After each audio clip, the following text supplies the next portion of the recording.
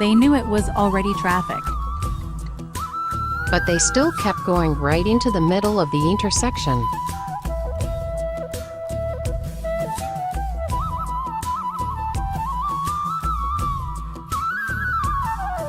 When the light turned red, my side was green. But we couldn't move because they were blocking the box. And guess what? The car behind me kept honking like I was the problem.